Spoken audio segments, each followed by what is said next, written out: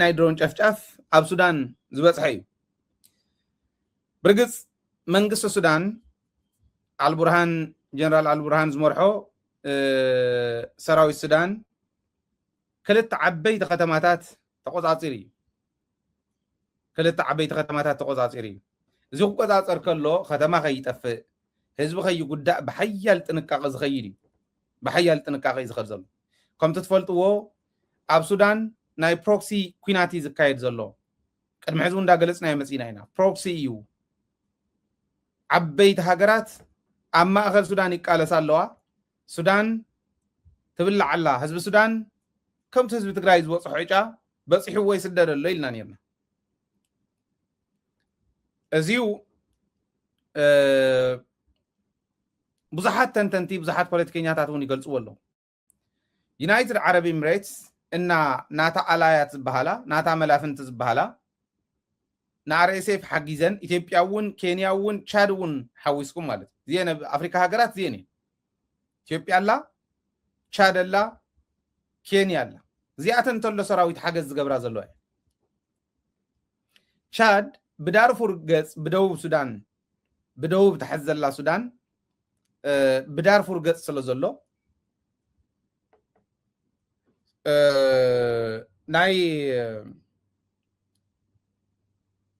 ናይ ዳርፉር ከባብታት ከዓ መብዛሕተን እተን ኣብ ፀግዒ ቻድ ዘለዋ አርኤስኤፍ ዘለዎን ስለ ዝኾነ ቻድ ትሕግዞ እያ ዩናይትድ ዓረብ ኤሚሬትስ እውን ብቻድ ገይራ እያ ትኸይድ ምስ ሱዳን ንምንታይ ምባእስ ደልያ ከምኡ ገይራ ዝብል ያው ብዙሕ ትንታነ ዘድልዮ ይኸውን ኢትዮጵያ እውን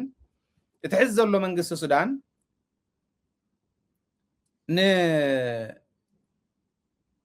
ኢትዮጵያ ካብ ንኢትዮጵያ ዘለዎ ንትግራይ ዘለዎ ርዲኢት ስለ ዝበልጽ እዚ ክጠፍእ ኣለዎ አርኤስኤፍ ክመጽእ ኣለዎ ምስ ዩናይትድ ዓረብ ኤሚሬትስ እውን ረኽቢ ዘለዎ ምሳና እውን ንዓና ደለናዮ ክገብረልና ዝኽእል ቃል እውን ተኣታትዮም ስለ ዝኾኑ እዚ ኢሎም እዮም ዝኽእሉ መንግስቲ ሱዳን ንኸይነብር መፈንቅለ መንግስቲ ክግበረሉ ኢትዮጵያ ኣላ ሱዳን ኣላ ሶሪ ኬንያ ኣላ ቻድ ኣላ ዩናይትድ ዓረብ ኤሚሬትስ ኣላ ካልኦት ኣላያት እውን ኣለዋ በቲ ሓደ ገጽ ንመንግስቲ ሱዳን ዝድግፋ ብግልፂ መንግስቲ ኤርትራ ኣብ ጎኒ መንግስቲ ሱዳን ኣለና ኢሉ ገሊጽ እዩ ካልኦት ድጋፍ ዝህብ ሃገራት እውን እኒኦ ብግልፂ ግን መንግስቲ ኤርትራ እዩ ድጋፍ ክህብ እየ ኢሉ ዝገለጸ ንሕና ከም ተጋሩ ከም ህዝቢ ሃገር እውን ስለ ዘይኮንና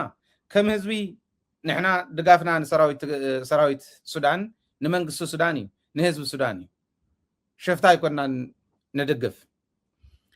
ከም ህዝቢ እየ ዝብል ዘሎ ህዝብና እንዳገለጸ ዝጸንሐ ስለ ዝኾነ ከም ሚድያ ኮምፓይል ጌርና ክንሕልፎ ከለና እዚ እዩ መልእኽቱ ብዝኾነ ኮይኑ እዚ ዓይነት ግጥም ጸኒሑ እዩ መንግስትን ህዝብን ሱዳን ሓያል ስቃይ ከፊሉ ሓያል ዋጋ ከፊሉ ብዙሓት ሞይቶም ብዙሓት ተሰዲዶም ሕዚ መንግስቲ ሱዳን ናተቆጻጸረን ይኸደሎተን አርኤስኤፍ ዘለዎን ክሽፍት እዮም ብቻድ ክወፅ እዮም ናብ ዩናይትድ ዓረብ ኤሚሬት ዶ ናብ ካሊእ ዶ ክሽፍት ይኾኑ ገንዘብ ናይ ወርቅን ናይ ካሊእን ስለ ዘሎ ተወርቂ ካብኡ ዝመፅእ ኢትዮጵያ ትጥቀመሉ ነይራ እያ ሕዚ መወዳእቱ ሱዳን ክትመፀኒ ትኸውን እያ ኢላ ኣብ ቤንሻንጉል ሰሪሓቶ ዘላ ድፋዕ እውን ምርኣይ ይከኣል እቲ ጉዳይ ከምኡ ኢሉ እንዳሃለወ ኣብ ሱዳን ዝኒሄ ግን ሕዚ መንግስቲ ሱዳን ኣብ ፖርት ሱዳን ተሰዲድ ዝነበረ መቐመጢ መንግስቲ ሱዳን ሕዚ ናብ ካርቱም ምምላሱ ዓበይቲ ከተማታት ካልኦት ከተማታት እውን መሓዙ ኣብ ሰሜንን ደቡብን ኣብ ሰሜናዊ ምዕራብ ዳርፉር ዝርከባ ተወሰና ከተማታት ዓበይቲ ከተማታት ምቁፅፃሩ እዚኦም ቁጣዕ ፈጢሮም ሸፋቱ ናይ መወዳእታ ተአርኤስኤፍ ዝበሃል ናይ መወዳእታ ዕድሎም ክጥቀሙ ብዝመስል ሕንሕነ ቀራናት ንጓዕማማት ኣብ ልዕሊ ህዝቢ ሰብ ኣልባ ሰብ ዘይብለን ድሮናት ያው ድሮን ኮሚያ ቀደሙ ግን ተን ኣጥፍቶ ጠፊ ዝብለን ዝነበረ ኣብይ ኣሕመድ እውን እንተይተረፈ ዕስለ ሰዲዶም መጥቃዕቲ ፈፂሞም 32 ሰባት ዝቆተሉ ኣብ ማእኸላይን ደቡብን ሱዳን ከምኡውን 86 ሰባት ዘቁሰልሉ መጥቃዕቲ ፈፂሞም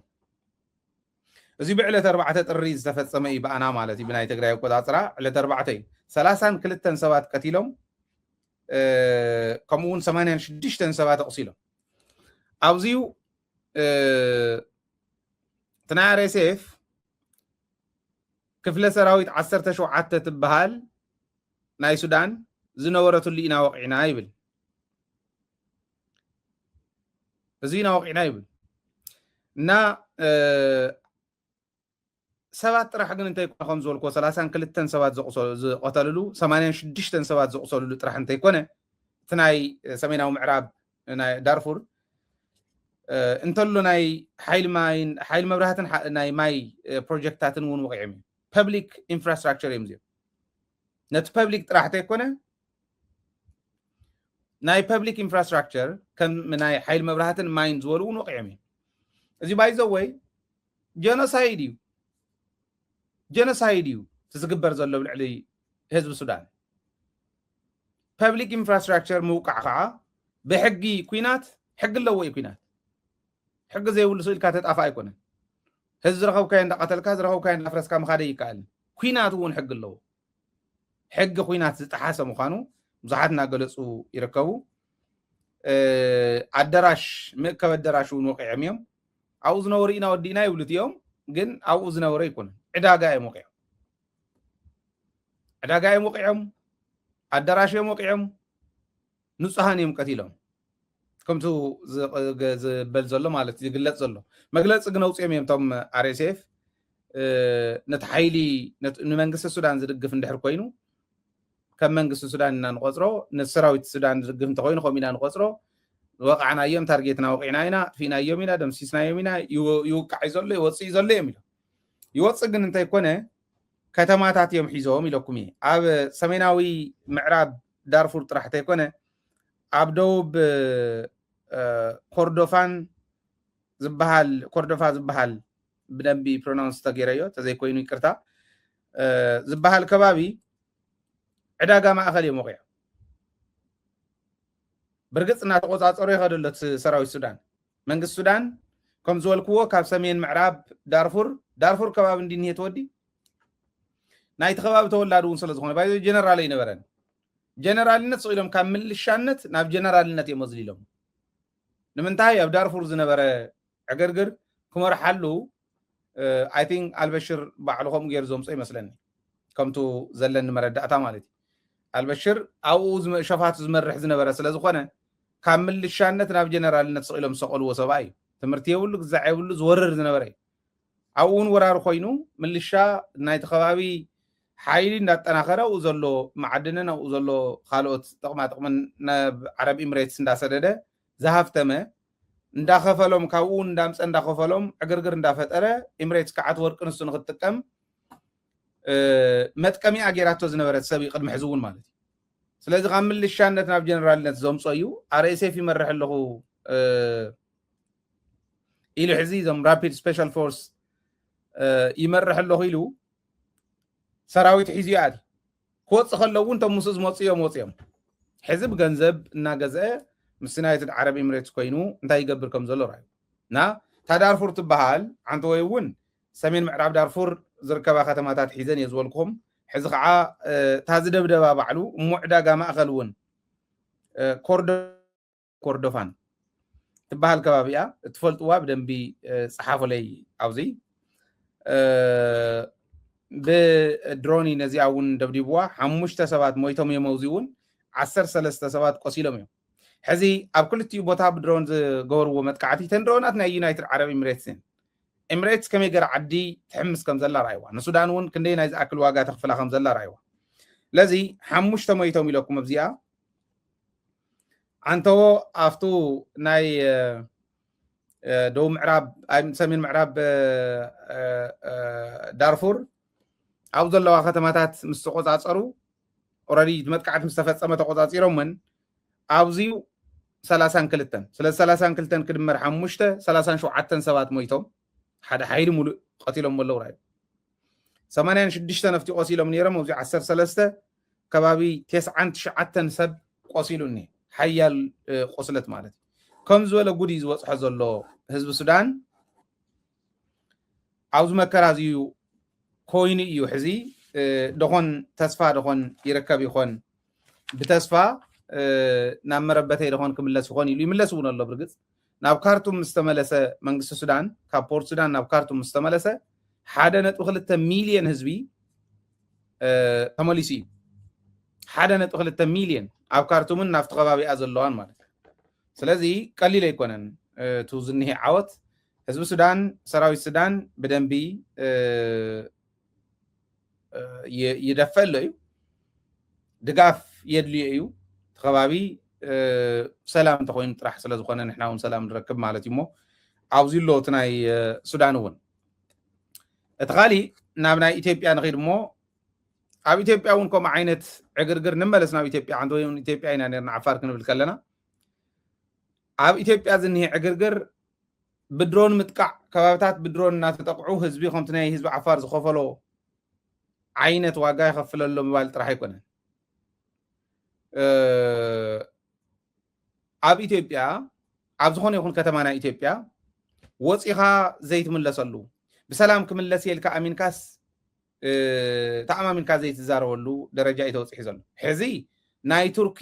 ጎብነይቲ ተቐቲሎም ኣለዉ ኣብ ምዕራብ ኦሞ ዞባ ማጂ ዝበሃል ወረዳ ኣብ ደቡብ ምዕራብ ኢትዮጵያ ማለት እዩ ደቡብ ምዕራብ ኢትዮጵያ ማለት ደቡብ ብሔር ብሔረሰባትን ህዝብታትን ክልል ዝበሃል ዝነበረ ናብ 4 ክልል እዩ ቆራሪፆሞ ዘለዉ እዚ ንምንታይ እዮም ገይሮሞ ዝብል እናተንተናየ ስለ ዝመፃና ይደግሞን ለዚ ኣብ ደቡብ ምዕራብ ኢትዮጵያ ምዕራብ ኦሞ ዝበሃል ዞባ ማጂ ዝበሃል ወረዳ ኣብዚዩ ናይ ቱርክ ዜጋታት ዝነበርዎም ሓወፅቲ ነይሮም ካብዞም ሓወፅቲ ፍርቆም ሞይቶም ፍርቆም ቆሲሎም እዮም ተረኺቦም ማለት እዩ ሓወፅቲ ማለት ጎብነይቲ ወይ ከዓ ቱሪስት ክልተ ቱርካውያን ሞይቶም ሓደ ከዓ ኢትዮጵያዊ ሽፈሮም ዝነበረ ሞይቱ 20 ዝኾኑ ከዓ ቆሲሎም ንብረቶም እውን ተሓዲጎም ኢትዮጵያ እዚኣ ሕዚ ኢትዮጵያ እዚ ብቅድሚት ማለት ዝተገበረ እዩ ሕዚ ዕጡቃት እዮም ከምኡ ገይሮሞ እንዲዮም ኢሎም ኢትዮጵያ እስኪ ዕጡቕ ዘይብሉ ከባቢ ንገሩ ናብ ኢትዮጵያ ኣበይ ዕጡቕ ዘየለ ኢትዮጵያ ብቱሪዝም ትረኽቦ ዝነበረትን ክትረኽቦ ትኽእል ዝነበረትን ብሽርሒ ናይ ብልፅግና ትስኡን ኣላ ንኣብነት ናብ ኣክሱም ከይመፁ ትግራይ ከይጉብንዩ ኣብርሃ ወኣፅብሃ ከይጉብነ ትንብሎ ዘለና ናይ ሽረ ጉዳይ ከይጉብነ ኣብ ካልኦት ከባቢታት ትግራይ ዘለው ካብ ከውሒ ዝተሰርሑ ቤተክርስትያናት ከይጉብነዩ እንታይ ይገብሩ ከም ዝፀንሑ ኢንቨስተራት ከይኣት እንታይ ይገብሩ ከም ዝፀንሑ ሪኢኹሞም ኢኹም ኢትዮጵያ ሕዚ ይትረፍደ ቱሪስት ባዕሉ እቲ ዜጋ እውን ወፂኡ ክምለስ ደኾን ይኾን ኢሉ ጸሎት እንዳበለ ዝወፅእ ጸሎት እንዳበለ ዝኣቱ እዩ ኣብዚ ደረጃ እዚ እኒሄ ኢትዮጵያዊ ሕዚኣቶም ቱርካውያን እዮም ብዜና እንተተነጊሩ እንተተደጋጊሙ ኢትዮጵያ ሉ ዝትገብር ካብ ቱሪዝም ትረኽቦ ነገር ተወድቕ ንሕና ትውደቕ ይኮንና ንብል ኣለና ኢትዮጵያ ግን ከምኡ እያ ዓለም ፍለጣ ኢትዮጵያ ንዜጋታታ እውን ከምኡ እያ ንዜጋታትኩም ጥራሕ ኣይኮነን ንዜጋታታ እውን ከምኡ እያ በላዒት ሰብ ዝኾነት ጉድጓድ ኮይና ብዝኸድካዮ ትውሕጠካ ዓዲ እያ ኮይና ዘላ ዓማፅያን እዮም ሾፋት እዮም ከምኡ ገይሮሞ ይብል መንግስቲ እቲ ሽፍታ ባይዘ እቶም ናይ ናፅነት ሓይልታት ኣይኮኑ መንግስቲ ዝሸፈተላ ዓዲ እያ ቤተ መንግስቲ ናብ ጫካ ተቐይረሉ መንግስቲ ናብ ሽፍታት ተቐይረሉ ግዜ ኢና ኒና ኢትዮጵያ ኸም እያ ቁፀሩ ዓለም እኮ ብደንብ ጌራ ስለዘይ ሓዘቶ ድዩ ወይስ ታይ ግደይ ስለ ዝበለት ከምቲ ናይ ኣሜሪካ ናይ ናሽናል ሴኩሪቲ ስትራቴጂ ዘንበብናዮ ከመይ ኮይኑ እኒሄ ዝብል ሕቶ ምልክት ዝፈጥረለይ ንዓይ እምበር ሕሰቡ ኣብ ደቡብ ምዕራብ ኢትዮጵያ ከምኡ እንድሕር ተገይሩ ሸፋት ኣለዉ እንዲኦም ዝብልና ዘለዉ ዓማፅያን ኣለዉ ይብልና ኣለዉ ደቡብ ምዕራብ ኢትዮጵያ ስትማሊ ትማሊ ክልል ኮይና ይኹም ደቡብ ብሔር ብሔረሰባትን ህዝብታትን ክልል ትበሃል ነበረት ናብ ሲዳማ ናብ ደቡብ ምዕራብ ናብ ማእኸላይ ኢትዮጵያ ካብኡታ ናይ ቀደም ሽም ዝሓዘት ደቡብ ብሔር ብሔረሰባትን ህዝብታትን ክልል ትበሃል ጉራጌ ስልጤ ዝሓዘት ተሪፈን ኣለዋ እዚአን ኮይነን ኣለዋ ደቡብ ምዕራብ ትማሊ ተመስረተት ነፃ አውጪ ዝበሃል ግንባር እኒሄዋ ሰራዊት እኒሄዋ ሲዳማ ናይ ሲዳማ ሓይሊ ኣለዎ ፈልጥዎ ተቃውምቲ እውን ሓያላት ኣለዉ ዕጡቕ ሓይሊ እውን ኣለዉ ማእኸላይ ኢትዮጵያ ኣብ ዝሓለፈ ነቕርበልኩም ዝነበርና ስሩ እውን ይትርንዑ ኣለዉ سر مدرجاو جميرم يوم مقطعم جميرم يوم نولم زنبرنا حيلتات نيوا سلطه يكون غراغي يكون اب سلطه ነው غراغين አወላይታ አውዚ ዝንሄ ናይ ተቃውሞ ሓይሉን ትፈልጥዎ እዮም ብረት ዝሓዘ እዩ ዘሎ ሕስታ ደቡብ ትበሃል ነበረት ኩላ ነፃ ውጭ ዝበሃሉ ግንባራት ቦቲን ጉጅለታት እዮም እዚኦም ንቱሪስት ሓደጋ እዮም ንምዕባል ዓዲ ሓደጋ እዮም ግን ንሶም እንታይ ኮነ ንዓቶም ናብኡ ዘውፀ መንግስቲ ሓደጋ ዝኾን ዘሎ ኢና ንብሉ ዘለና መንግስቲ ከዓ ንሶም እዮም ሓደጋ ይብል ተዓዲ ሓደጋ ምዃና ግን ዘጠራጥር ኣይኮነ ብመንግስቲ ወገን ተሰሚዕኹም ሓደጋ ኣሎ ይብለኩም ኣሎ መን እዮም ቶም ሓደጋ ቶም ዝሸፈቱ ከዓ ሓደጋ ኣሎ ይብለኩም ኣሎ መን እቲ ሓደጋ ዘሸፈቶም መንግስቲ ግን ተዓዲ ሓደጋ ተነርባዕቲን ክልል ሓደጋ ኣለዋ በልዎ ኣብ ጋምቤላ ሓምሻይ ሓያል ሓይሊ እኒ ጋምቤላ ብርግጽ ናብ ኦሮሚያ ክእትዋ ከመይ ይኸዱ ኣለዉ ንሪኦ ኣለና ግን ሓያል ሓይሊ እኒ ስር ተደራጅዋ ሓይሊ ዕጡቕ ሓይሊ እኒ ጋምቤላ ብደቡብ ሱዳን ዝበፅሓ ዘለውን ረኣይዎ ስለዚ ጋምቤላ ምጉብና ይከኣል ዶ ይከኣልን ናብ ቤንሻንጉል ክኢዱ ዳርጋ ፍርቂ ቤንሻንጉል ሒዘ እየ ዝብል ናይ ቤንሻንጉል ሓይሊ እኒ ብክፍለ ጦራት ተደራጀወ ቤንሻንጉል ንእሽተ እያ ስለዚ ቤንሻንጉል ምጉብና ይከኣል ዶ ትዳም ከድካ ምጉብና ይከኣል ዶ እንዳተሓለኻ ብረት ናውዚ ነወዲድካ እንተኮይኑ ትኽክል እዩ بسلام كنا يكال شاد شاي بين شانغول يكال ማለት አምሓራ ክልል ሻውዓይ ወልው አምሓራ ምጉብና ይካል በበይ ገርካ ገጠር ፋኖ ይሕዝዎ ባይዞ ወይ ሓደ ዓብይ ሓበሬታ ክወኩ ፋኖ ሶይሎ ገጠር ሒዙለ ይኮነ ግብር ዘኽፍል ስሩዕ ናይ መንግስታዊ መዋቅር ዘለዎ ዳኝነት ዘካይድ ሶይሎ ይመስለኩም አነ ሙሉ ሓበሬታ ኣለኒ ፋኖ ዝሓዘን ወረዳታት ኩለን ናይ ወረዳ መማሓደር ኣለዎን ፋኖ ዝመደቦ መዋቅር ናይ ወረዳ መማሓደር ኣሎ ሙሉ ትምህርት ቢሮ ሕክምና ካልእ ዝበሃል ኩሉ እንሄ ባይዞ ወይ ኣብ አምሓራ ክልል ፋኖ ዝተቆፃፀሮ ጥራሕ ትምህርቲ ዝካየድ ዘሎ ትምህርቲ የለን ኣብ ካልእ ግብሪ ይኽፍሉ ሓደ እንዳነገረኒ ኣብ ቀረባ እኳ ክነቅርቦ ኢና ሽሙ ይፅናሓልና ኣብ ዝኾነ ወረዳ ኣብ ጎጃም ኣብ ዝኾነ ወረዳ ኣወሎ እውን ነገርንሎ ካሊእ 190 ሚልዮን ግብሪ ክፊሎም ሶኢሉ እንዳለመነ ካሊእ እንዳደጎሞ ዝነብር ከይመስለኩም ናይ ፋኖ ቅድሞ ፀይና በአምሓርኛ ፀኒሕና ከምኡ ከይመስለኩም 190 ሚልዮን ግብሪ ክፊሎም ትግብሪ ትምህርቲ ቢሮ ይምራሓሉ ሕክምና ይምራሓሉ ቢሮ ጥዕና ማለት እዩ ካልኦት ይምርሕሉን እዩ ብስሩዕ መማሓደር ጣብያ መማሓደር ወረዳ ዘለዎም እየ ዝነግረኩም ዘሎ ገጠራት ከምዚኦም ዘመሓድሩ ዘሎ ተናእስ ሓዋፅ እንተኸይዱ ናይ መንግስቲ ኢንፎርሜሽን ዝወስድ እዩ ካልእ ምጥርጣር ከይህሉ የዝብ ዘለኹም በር አምሓራ ይሓይሽ ኩናት ግን ፅዑዕ ኮይኑ ይኸደሎ እከለ እንተሓዝናዮ ዝኾነ ፋንታሁን መሃባ ዝበሃል መሊቑ እንተመፀ ማስረሻ ሰጤን ተመፀ ካብኡ በዓል ኤርምያስ ለገሰ ብዝቀርቀር ካሎም ካርድ ልክዕ ትንፍሱ ንዓቶም ሒዝካ እንዴ የሚችለው የለም እኮ አሁን እኮ በታትኖታል እስክንድር የለም እኮ እከለ ገሌ የለም እኮ ምናምን ይብሉ ከመይ ይኮነኒ የትና ይፋኑ ኤግዛክትሊ ታዝነግረኩም ነኹ ግብሪ ይኽፍሉ ከም ጻልኩም የብስሩም ፋኖ መራራሓማ ቀረባ in the near future ኣብ 5 ወይ 6 መዓልቲ ሓደ ናይ ፋኖ መራራሓ ክኖም ጻልኩም ኢና ኣብ ቀረባ